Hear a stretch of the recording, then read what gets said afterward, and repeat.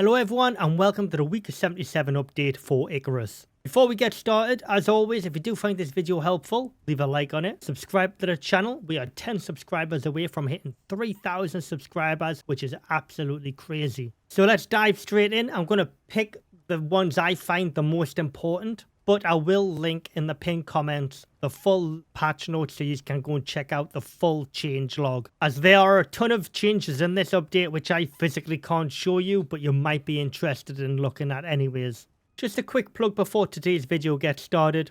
I just want to say a massive thank you to everybody who's a member either on YouTube or on Ko-Fi or donates. You have helped me get the new RTX 4070 Ti graphics card that can keep on providing you with the best graphics and the best streams possible. If you're interested in supporting the channel like all of these people you're seeing on the right hand side now, check the link down in the pinned comments or on screen now, where you can either become a monthly member or a one-time supporter.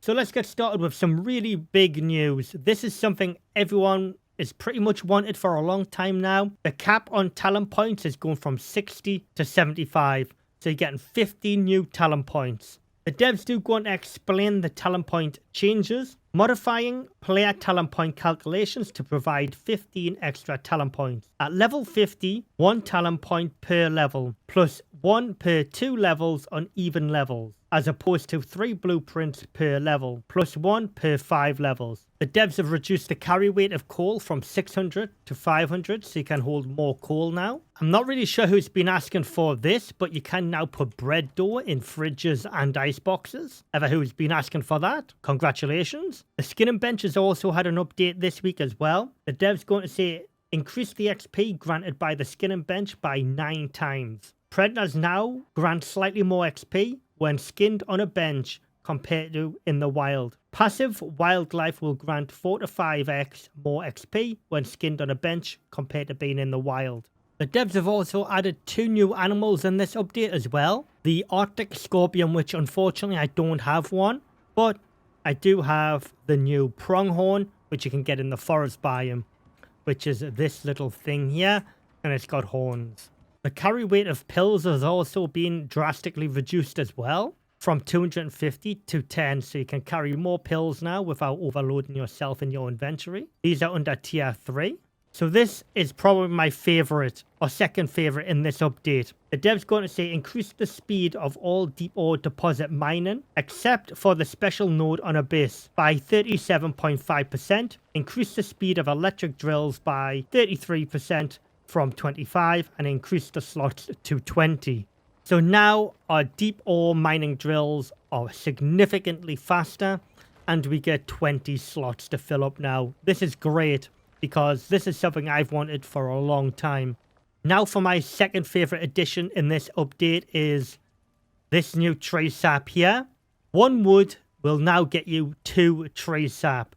So let's just go here, click that, and it will acquire 1 wood, and you'll now get 2 tree sap. This is great for getting tree sap fast. Let's dive into the display settings. So the first one is light shadows. If you are on an AMD card, this will be off by default. If you're on an Nvidia card, this will be on. This is pretty self-explanatory. So anything that produces light, for example, like this, it'll produce a shadow.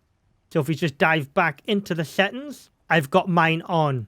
By default, if you're an AMD user, it will be off.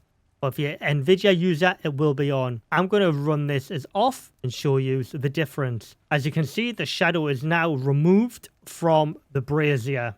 Now, if I go back into settings and turn on light shadows again, if you're one of the people who had issues with flames and torches and lights in general in the past, this could potentially help you a lot. Another big feature that a lot of people have asked for is crouch ledge safety. To activate this, you're going to have to go into your settings, and then you want to go to controls and you want to turn it on. If it's off, just double check just in case. So you want to make sure it's on.